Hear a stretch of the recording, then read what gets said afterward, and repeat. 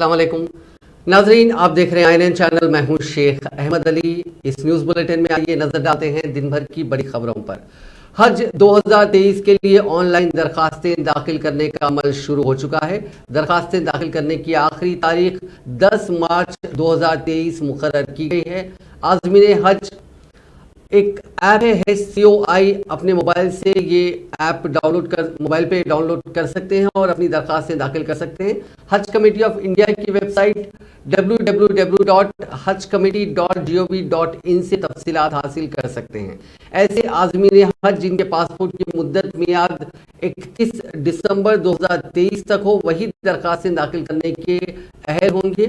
आज़मीन हज के Indian international passport machine से नुमाया तौर पर पढ़े जाने वाले होने चाहिए। तमाम आज़मीन दरखास्तें ऑनलाइन दाखिल करने के बाद ही तेलंगाना स्टेट हज कमेटी के दफ्तर से रुजू हो। आज़मीन हज का पहला और आखिरी सफ़ात की ज़ेरॉक्स कापियाँ दाखिल की जानी चाहिए। दरखास्त गुजारों को चाहिए कि वो अपने ताज़ा पासपोर्ट साइज फ़ोटोज़ जिसका पस मंज़र सफ़ेद हो दरखास्त के साथ टिस्पा करें।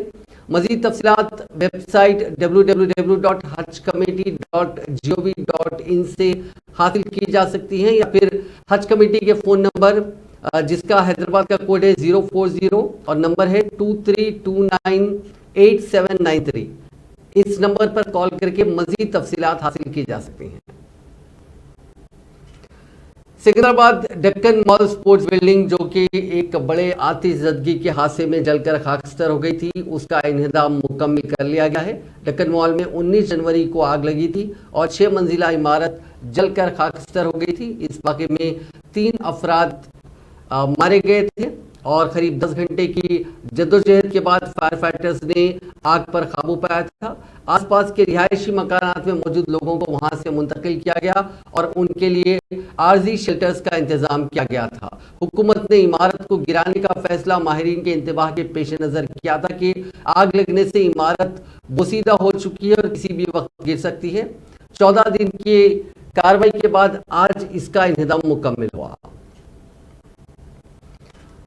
चीफ मिनिस्टर के चंद्रशेखर राव ने जारी माह के अवाखिर तक कबायलियों में 11,50,000 एकड़ पोडू लैंड यानी जंगलाती अराजी तकसीम करने का ऐलान किया। रियासती असम्बली में वक्फे सवालात के दौरान इस मसले पर कांग्रेस और दीगर जमातों की जानिब से पूछे गए सवालात का जवाब देते हुए चीफ मिनिस्टर ने कहा कि पोडू लैंड की तकसीम एक बड़ा मसला है, क्योंकि बाज़ कबायली अफराद जंगल की अराजियात पर नाजायज़ कब्जे कर रहे हैं और इस पर मिल्कियत का दावा पेश कर रहे हैं। बाज़ आला ज़ात के अफराद कबायली लड़कियों से शादी करते हुए कई अराजियात पर कब्जा किए हुए हैं और उसे पोडू लैंड करार देते हुए मिल्कियत देने का मुतालबा कर रहे हैं। उन्होंने कहा कि कबायली अफराद और पुलिस और महकमे जंगलात के अहदेदारों के दरमियान वक्फे से तसादुम के वाक़यात भी इस सिलसिले में पेश आ रहे हैं।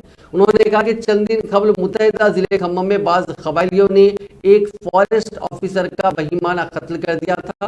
उन्होंने कहा कि रियासती हुकूमत कबायलियों को ज़मीन पर हुकूक देने के इक़दाम कर रही है। इस सिलसिले में तमाम सियासी जमातों से मुशावरत के बाद जारिया माह के अवाखिर तक 11,50,000 एकड़ अराजी तकसीम की जाएगी। उन्होंने कहा कि वक्फे से जंगलाती अराजियात पर कब्जे हो रहे हैं। रियासत में फिलवक्त 66 लाख एकड़ जंगलाती अराजी है। अगर कबायली वक्फे से इस पर कब्जा करते हुए मिल्कियत का दावा पेश करते हैं तो ऐसी सूरत में जंगल बाकी नहीं रहेंगे।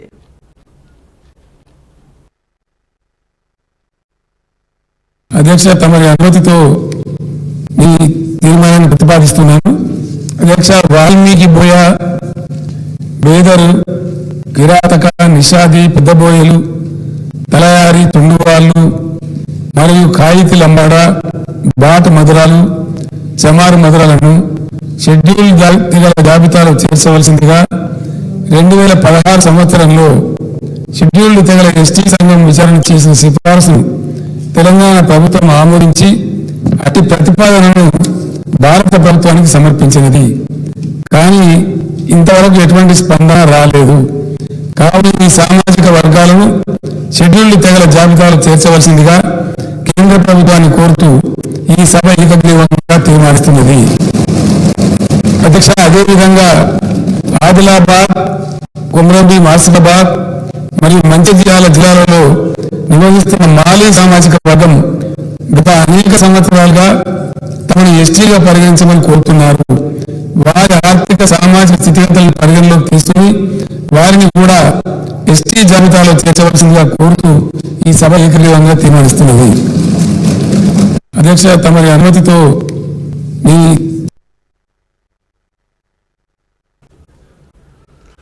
वजीर सेहत हरीश राव ने कहा है कि मुत्तहिदा रियासत में कांग्रेस के दौर में सेहत के शोबे को मुकम्मल तौर पर नजरअंदाज कर दिया गया था। तमाम चीफ मिनिस्टर चंद्रशेखर राव ने गुज़िश्ता 60 साल के दौरान ना करने वाले कामों को सिर्फ 7 साल के अंदर अंजाम दिया। उन्होंने कहा कि तेलंगाना की तश्कील के वक्त रियासत में सिर्फ 3 मेडिकल कॉलेज थे, लेकिन आज हर जिले में एक मेडिकल कॉलेज कायम किया गया। उन्होंने कहा कि मुत्तहिदा जिले करीमनगर में 4, मुत्तहिदा जिले वरंगल में 5 कॉलेजेस कायम किए गए। हरीश राव ने बताया कि तेलंगाना की तश्कील के वक्त रियासत में MBBS की सीट्स की तादाद 850 थी, जो आज 2790 तक पहुंच गई। असेंबली में वक्फे सवालात के दौरान मुख्तलिफ अरकान की जानिब से पूछे गए सवालात का जवाब देते हुए हरीश राव ने कहा कि मरकजी हुकूमत मुल्क भर में 150 मेडिकल कॉलेज कायम कर रही है, लेकिन तेलंगाना के लिए एक भी मेडिकल कॉलेज को मंजूरी नहीं दी गई। इसके बावजूद रियासती हुकूमत खुद अपनी तरफ से मेडिकल कॉलेज का क़याम अमल में ला रही है।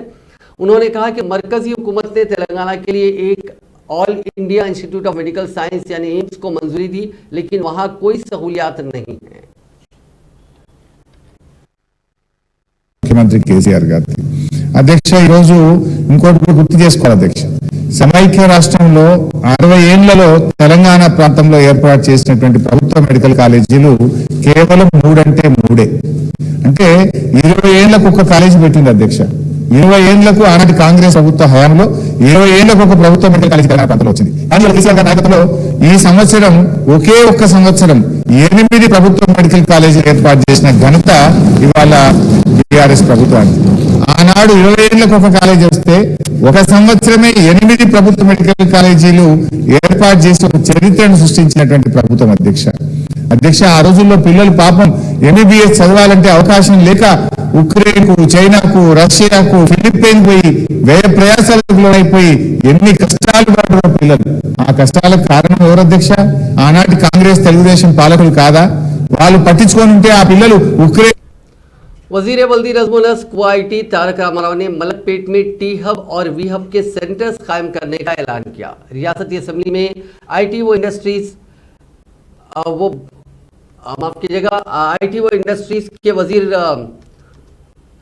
IT व इंडस्ट्रीज बल्दी नज़्मुल के मुतालिबात ज़र पर हुए मबाहिस का जवाब देते हुए वजीर तारक रामाराव ने कई ऐलानात किए। उन्होंने कहा कि हैदराबाद के साउथ जोन के नौजवानों को IT से मरबूत करने के लिए मलकपेट टावर में टी हब और वी हब कायम किए जाएंगे।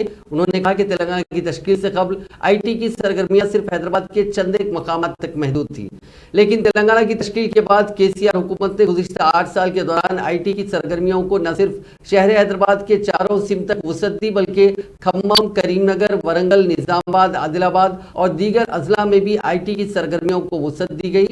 उन्होंने कहा कि कई अजला में IT टावर्स भी तामीर किए गए हैं। IT टावर्स के साथ साथ टास्क सेंटर भी कायम किए जा रहे हैं, जहां नौजवानों को IT का फनी माहिर बनाया जा रहा है। उन्होंने कहा कि गुज़िश्ता 8 साल के दौरान IT के शोबे में रियासत भर में 4,50,000 से ज्यादा नौजवानों को रोजगार के मौके फराहम किए गए, जिनमें 1.5 लाख मुलाजिमतें सिर्फ हैदराबाद में ही फराहम की गई। वज़ीर मौसूफ ने इस मौके पर IT और इंडस्ट्री के शोबे में हुई तरक्की पर तफसीलात पेश की। అధ్యక్ష, కొంతమంది అడుగుతుంటారు బెంగళూరు, హైదరాబాద్ పోటీ గురించి అడుగుతారు అధ్యక్ష. నేను అందరు మిత్రుల అవగాహన కోసం చెప్తా ఉన్నాను అధ్యక్ష. బెంగళూరులో IT అనేది 1980s లో వచ్చింది అధ్యక్ష. హైదరాబాద్ లో IT అనేది మన 1990s చివరిలో అప్పుడు వచ్చింది అధ్యక్ష. మనకంటే వాళ్ళు 15 ఏళ్ళు ముంగట్టున్నారు. ఫస్ట్ మూవర్ అడ్వాంటేజ్ అంటారు దాన్ని. వాళ్ళు ముంగట పోయిన తర్వాత మన ప్రభుత్వం వచ్చే నాటికి మనకంటే 3 రెట్లు వాళ్ళ సైజ్ ఎక్కువ. హైదరాబాద్ IT ఇండస్ట్రీతో పోలిస్తే మనకంటే 3 రెట్లు వాళ్ళ సైజ్ ఎక్కువ బెంగళూరు. ఏది 2014 లో. ఆ రోజుకి ఈ రోజు తేడా ఏంది అంటే, మన పోయిన జూన్ లో నాస్కామ్ వాళ్ళు ఒక నివేదిక విడుదల చేసినారు అధ్యక్ష. నాస్కామ్ అంటే మొత్తం IT రంగానికి సంబంధించి భారతదేశ స్థాయిలో ఒక అత్యున్నత బాడీ అధ్యక్ష. వాళ్ళు ఒక నివేదిక ప్రతి సంవత్సరం ఎగుమతుల విషయంలో, ఎంప్లాయీస్ విషయంలో ఇస్తారు. వాళ్ళు ఏం చెప్పిన అధ్యక్ష అంటే, పోయిన సంవత్సరం భారతదేశంలో 4,50,000 కొత్త ఉద్యోగాలు IT రంగంలో సృష్టించబడితే అందులో అత్యధికంగా 1,50,000 ఉద్యోగాలు హైదరాబాద్ లో సృష్టించబడ్డాయనే మాట నాస్కామ్ చెప్తా ఉంది అధ్యక్ష. నేను కాదు, అది కూడా తప్ప. 2వ స్థానంలో బెంగళూరు ఉంది అధ్యక్ష. 1,50,000 ఉద్యోగాలు హైదరాబాద్ వస్తే 2వ స్థానంలో బెంగళూరు, 1,46,000 ఉద్యోగాలు అధ్యక్ష. భారతదేశం మొత్తం యొక్క ఐటీ సగటు వృద్ధి రేటు 19% ఉంటే తెలంగాణ యొక్క సగటు వృద్ధి రేటు 26% పోయిన సంవత్సరం అనే మాట నేను మిత్రులకు గుర్తు చేస్తా ఉన్నా. అంటే దేశ సగటు కంటే 7% ఎక్కువ తెలంగాణ ఐటీ రంగం వృద్ధిలో ఉన్నదంటే దానిలో కేసీఆర్ గారి యొక్క నాయకత్వ సమర్థత కాదు అధ్యక్ష. ఇక్కడ ప్రభుత్వం బాగుంటేనే, ఇక్కడ ఇన్సెంటివ్స్ ఇస్తేనే, ఇక్కడ శాంతి భద్రతలు బాగుంటేనే, టాలెంట్ ఉన్న పిల్లలు ఉంటేనే వస్తారు తప్ప ఉత్తగానే వస్తారా అధ్యక్ష? మేము పిలవంగానే ఉరుకుంటూ వచ్చేస్తారా? కాబట్టి ఇవన్నీ గమనించకుండా ఇటుపడితే అటు మాట్లాడడం మంచిది కాదు. ఇంకొక మాట చివరిగా ఐటీ రంగం విషయంలో అధ్యక్ష, ప్రభుత్వం వచ్చినాడు తెలంగాణ రాష్ట్ర तेलंगाना असेंबली के बजट इजलास में आज वक्फे सवालात के दौरान वजीर पंचायत राज रवली दयाकर राव ने बताया कि मुल्क भर में तेलंगाना वाहिद रियासत है जहां पर आसरा वज़ाइफ के तहत 44 लाख अफराद को माहाना वजीफा फराहम किया जाता है। उन 44 लाख अफराद में 9 लाख अफराद का हाल ही में इजाफा किया गया। उन्होंने बताया कि जिन अफराद को फनी वजूहात की बिना पर उनकी दरखास्तों की यकसुई नहीं हुई, उनका जायजा लिया जाएगा। उन्होंने बताया कि हुकूमत पाबंदी के साथ आसरा वज़ाइफ के तहत 2016 और 3016 रुपए फराहम कर रही है। क़ब्ल मजलिस के रुकन असेंबली जाफर हुसैन मेराज ने बताया कि हुकूमत ने 57 साल की उम्र वाले अफराद को 15 अगस्त से वजीफा देने का आगाज़ किया, लेकिन उन्हें 1-2 माह वजीफा मिलने के बाद उन्हें गुज़िश्ता 4 माह से वजीफे की रकम हासिल नहीं हो रही है। उन्होंने रियासती वजीर से मुतालबा किया कि वो हाल ही में जिन अफराद की उम्र 57 साल हो गई उन्हें वजीफा फराहम करने के लिए ऑनलाइन साइट खोलने के इक़दाम करें। बीआरएस की रुकन असेंबली पद्मा देवेंद्र रेड्डी ने आसरा वज़ाइफ की सताइश करते हुए इस बात की शिकायत की कि उनके हल्के असेंबली रामायण पेट में जिन अफराद ने मी सेवा के तहत दरखास्तें दाखिल की थी उनकी दरखास्तों की यकसुई नहीं हुई है, उसका जायजा लेने की जरूरत है।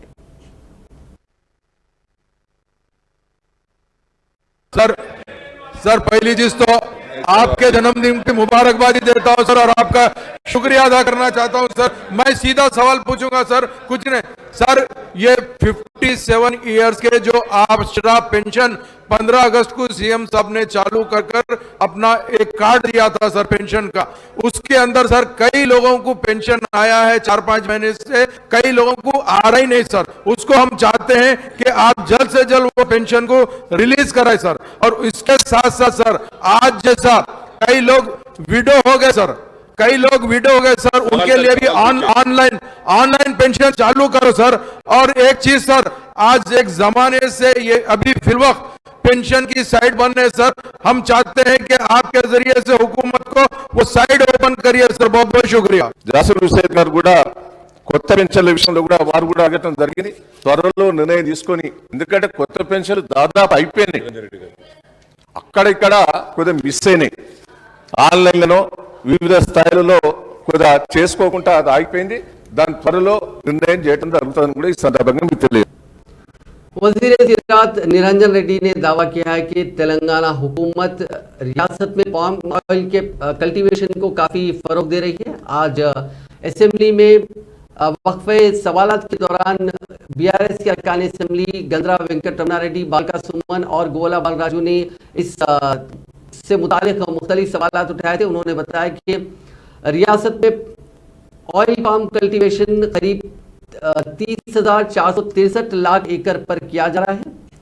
इस साल इसका निशाना 62,023 एकड़ ऑयल पाम ट्रीज लगाने का है। तेलंगाना एक ही रियासत है मुल्क भर में जो पाम ऑयल कल्टीवेशन को काफ़ी फ़रोग दे रही है। उन्होंने कहा कि पाम ऑयल कल्टीवेशन में तेलंगाना रियासत का हिस्सा 19.32% है। उन्होंने कहा कि जो भी किसान ऑयल पाम कल्टीवेशन यानी उसकी ज़राअत करने के लिए हुकूमत से अप्लाई करेंगे, रुजू होंगे, उन्हें पूरी मदद दी जाएगी।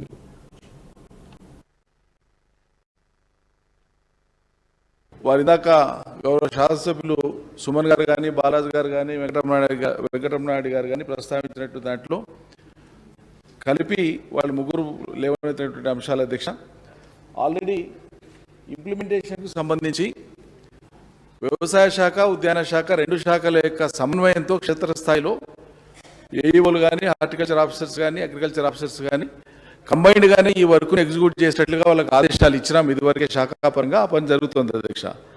అదేవిధంగా డ్రిప్ కానీ, ఇతరత్ర ప్లాంట్ మెటీరియల్ కానీ ఫార్మర్స్కి ఇచ్చేటువంటి విషయంలో ఏదైనా నిర్దిష్ట కాల గడువు ఉందా, లేకుంటే జాప్యం జరగడానికి ఏమైనా అవకాశం ఉందా, ఇదేంటి అనేటువంటి ఒక సందేహం లేవనెత్తినారు. అబ్సల్యూట్గా ఏ రకమైనటువంటి జాప్యానికి ఆస్కారం లేదు అధ్యక్ష.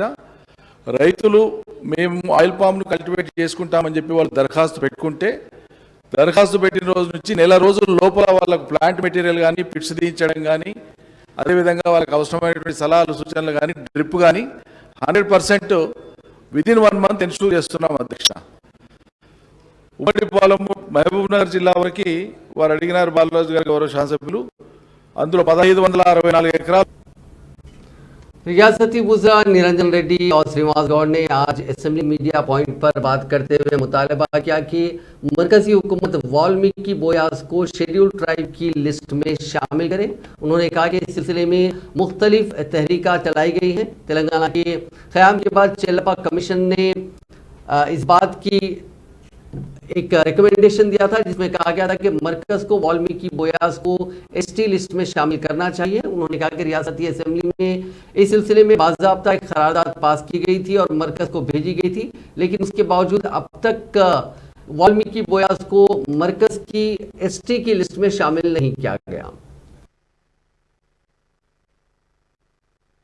అప్పుడు ఉమ్మడి రాష్ట్రంలో ఆ తదుపరి తెలంగాణ రాష్ట్రంలో ఈ వాల్మీకి బోయలు ఆర్థికంగా సామాజికంగా చితికినటువంటి కుటుంబాలు, ప్రత్యేకమైనటువంటి వృత్తి అంటూ లేకుండా జీవనం సాగిస్తున్నటువంటి వాళ్ళు అనాదిగా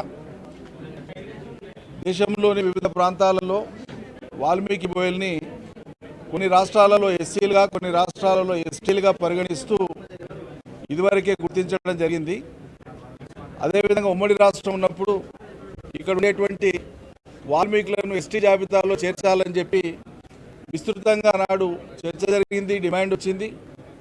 ఉమ్మడి రాష్ట్రంలో ఉన్ననాడే గౌరవ ముఖ్యమంత్రి గారు, నేటి ముఖ్యమంత్రి గారు ఆనాటి తెలంగాణ ఉద్యమ నాయకుడిగా పలు సందర్భాల్లో ఈ అంశాన్ని ప్రస్తావిస్తూ అంతిమంగా 2007 అక్టోబర్ 16వ తారీఖు నాడు ఆ రోజు ఉమ్మడి జిల్లాలో వనపర్తిలో జరిగినటువంటి లక్షలాది మందితో జరిగినటువంటి ఒక సభలో ఆ రోజు జనంలో వచ్చిన తర్వాత మాకు వృత్తే లేదు, మా జీవన స్థితిగతులన్నీ కూడా కనుమరుగైపోయినాయి, కనీసం మమ్మల్ని ఎస్టీ జాబితాలో అంటే చేర్చినట్లయితే మాకు అన్ని రకాల రిజర్వేషన్ ద్వారా మేము ఆర్థికంగా సామాజికంగా పైకి రాగలుగుతామని చెప్పి మా నాయకులందరూ కూడా ఆనాడు మా గట్టు మేము ఉన్నప్పటి నుంచి ఆయన ఉన్నప్పటి నుంచి అంతకుముందు నుంచి కూడా పోరాటం చేస్తే మరి చివరిగా గౌరవ ముఖ్యమంత్రి గారు నిరంజన్ రెడ్డి గారు, గౌరవ మంత్రివర్యులు, మేము కృష్ణమోహన్ రెడ్డి గారు, అబ్రహం గారు, ఆల వెంకటేశ్వర రెడ్డి గారు,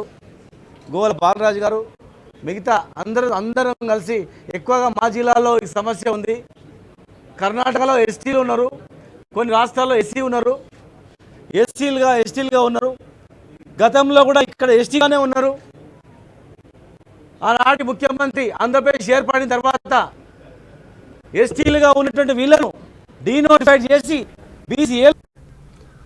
बीआरएस के रुकन असेंबली जीवन रेड्डी ने आज तेलंगाना प्रदेश कांग्रेस कमेटी के सदर रेवंत रेड्डी और बीजेपी तेलंगाना के सदर बंडी संजय को शदीद तनकीद का निशाना बनाया और कहा कि रेवंत रेड्डी और बंडी संजय पदयात्रा नहीं कर रहे हैं बल्कि रियासत में कांग्रेस और बीजेपी की आखिरी यात्रा निकाल रहे हैं।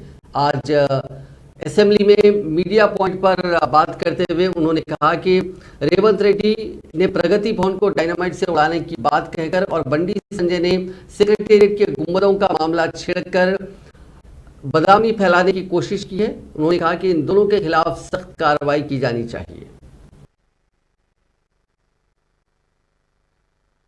అదొక ఆల్ ఇండియా కాంగ్రెస్ కమిటీ కాదు, ఇట్లాంటి క్రిమినల్స్ తీసుకొచ్చి PCC ప్రెసిడెంట్ పెట్టారు కాబట్టి ఆల్ ఇండియా క్రైమ్ సెంటర్ గా మారింది AICC.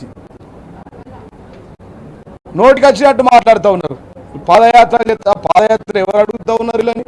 అది పాదయాత్ర కాదు, జనం లేక జనం రాక జనంలో లేక వారి వల్ల అది వాళ్ళ పాదయాత్ర కాదు, ఒక పాడు యాత్రగా మారింది. కానీ మా BRS మాత్రం ఒక అభివృద్ధి యాత్ర అని చెప్పి సందర్భంగా నేను తెలియజేస్తున్నాను. మరి అనేక రాష్ట్రాలలో ఉన్నాయి, వాళ్ళు మాట్లాడుతూ ఉన్నారు పైన గుమ్మటాలు వేలుస్తామని ఒక్క ఆయన. అదే బండి సంజయ్కి చూడాలి మా మీడియా మిత్రులు, 3 రాష్ట్రాల అసెంబ్లీల పైన కూడా గుమ్మటాలు ఉన్నాయి. 3 రాష్ట్రాలు, గుజరాత్ లో ఉంది, అది లెఫ్ట్ సైడ్ది, అటు పక్కన కర్ణాటక రాష్ట్రంలో ఉంది, అటు ఉత్తరప్రదేశ్ ఆయన యోగి ఈ మూడు కూడా బీజేపీ రాష్ట్ర ముఖ్యమంత్రుల ప్రాంతాల్లో ఈ గుమ్మటాలు పోయిందా మళ్ళీ ఇగో ఈ గుమ్మటాలను కూల్చేసిరండి రా నాయన. మీ రాష్ట్రాల్లో మీ జాతీయ పార్టీలు మీ జాతీయ అధ్యక్షులు ఉన్నారు, మీకు దాంట్లో మీ రాష్ట్ర అధ్యక్షులు ముందు ఈ గుమ్మటాలు ఉన్నాయి, ఏడున్నాయో కూల్చి మీ రాష్ట్రంలో ఉన్నాయి ఇడికి రండి. ఇలా దేశమంతా చర్చ జరిగి ఫిబ్రవరి 17వ తారీఖు నాడు గొప్పగా ప్రారంభం చేసుకుంటే చూసి ఓర్వలేక చూడలేక అద్భుతమైన కట్టడాలు దేశంలో గొప్ప పేరు వస్తుందని చెప్పి ముఖ్యమంత్రి గారికి కేసీఆర్ గారికి అద్భుతమైన పేరు వస్తుంది. ఇంత గొప్ప కట్టడం ఏ రాష్ట్రంలో జరగలేదని మీరు కళ్ళలో.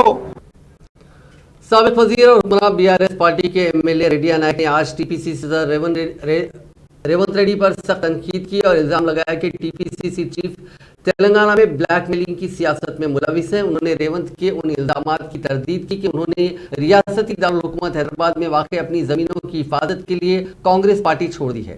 असेंबली मीडिया पॉइंट पर बात करते हुए उन्होंने वाजे किया कि ना तो उनकी और ना ही उनकी बेटी और बीआरएस पार्टी की रुकन असेंबली मलोद कविता के पास हैदराबाद में 1% जमीन है। उन्होंने कहा कि उन्होंने माजी में हैदराबाद में वाक़ अपनी जमीन फरोख्त कर दी थी। उन्होंने याद दिलाया कि कांग्रेस पार्टी के रुकन असेंबली उत्तम कुमार रेड्डी ने जमीन के उसी टुकड़े को लेकर उनके खिलाफ इल्जामात लगाए थे। उन्होंने रेवंत रेड्डी को चैलेंज किया कि अगर वो साबित करते हैं कि उनके हैदराबाद में कोई जमीन है तो वो सियासत से सुबुकदोश हो जाएंगे।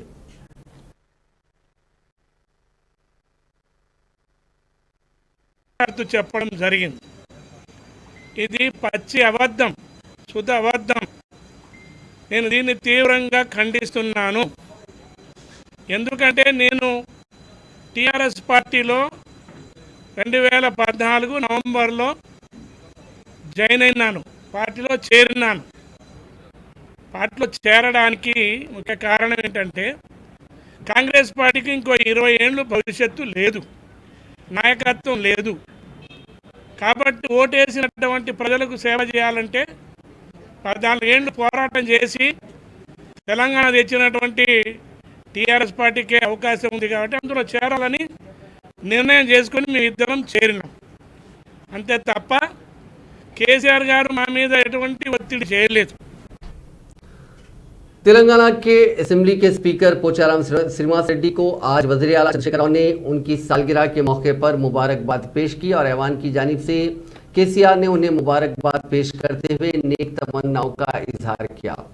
उन्होंने साथ ही उनकी सेहत के साथ साथ दराजी उम्र के लिए दुआ की। वज़ीर आला के अलावा रियासती वज़रा हरीश राव, रेवल्ली दयाकर राव, सत्यवती राठौर, कांग्रेस के एमआईएम के और दीगर अराकीन असेंबली ने भी स्पीकर को इस मौके पर मुबारकबाद पेश की। అధ్యక్ష, ఇంతకుముందే తమని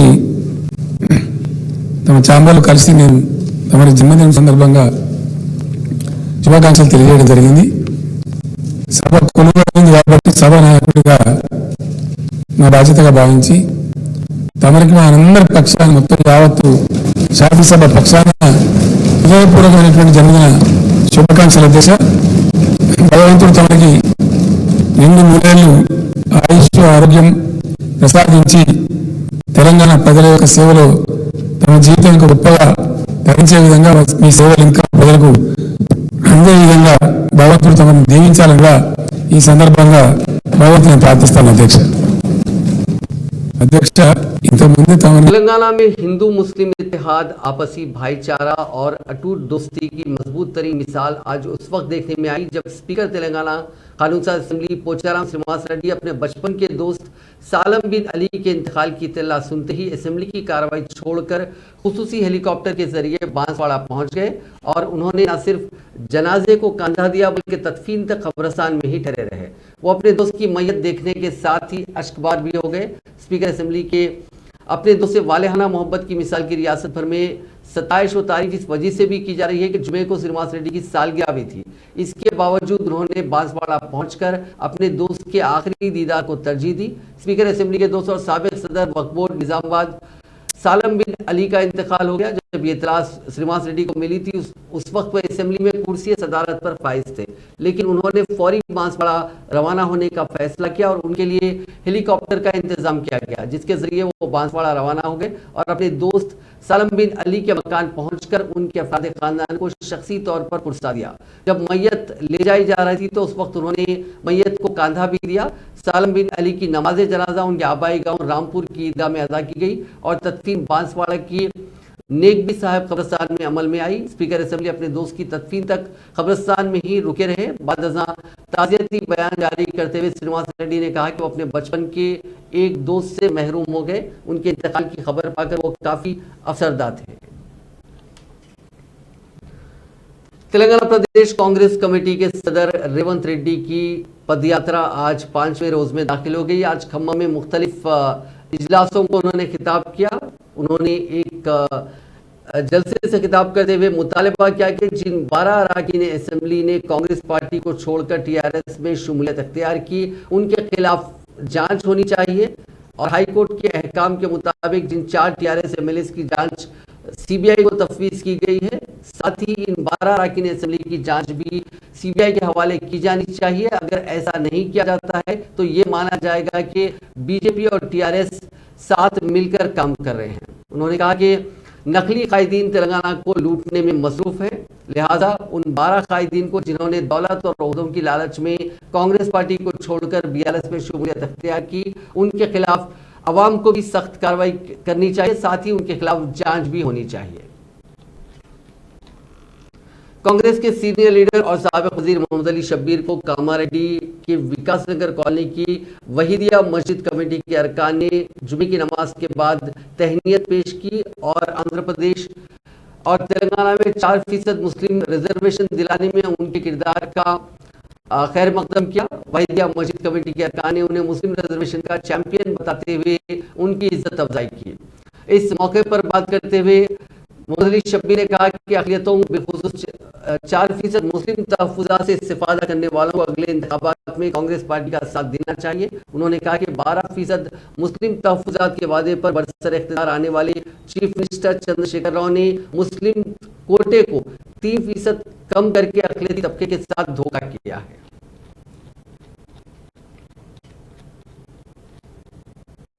सदर रियासती बीजेपी रुकन पार्लियामेंट बनी संजय ने बोयनपल्ली में कॉर्नर मीटिंग को मुखातिब करते हुए मजलिस और बीआरएस पर तनकीद की और कहा कि अवैसी और केसीआर में खुली मुफाहमत है और दोनों पार्टियों में पुराने शहर की तरक्की को रोक रखा है, लेकिन ये दोनों की मुफाहमत में बीजेपी ने दरार डालते हुए ग्रेटर हैदराबाद बशमूल पुराने शहर की असेंबली हल्कीजात में चौंकाने वाले नताइज पेश किए थे। उन्होंने असेंबली के बजट इजलास पर तबसरा करते हुए बताया कि असेंबली में सिवाय एमआईएम की जानिब से हुकूमत को शाबाशी देने और हुकूमत से अपने मसाइल को हल करवाने के कुछ और नहीं हुआ। उन्होंने मजलिस को चैलेंज किया कि वो सिर्फ 50 सीटों पर मुकाबला करने के बजाय रियासत की सभी 119 सीटों पर मुकाबला करे।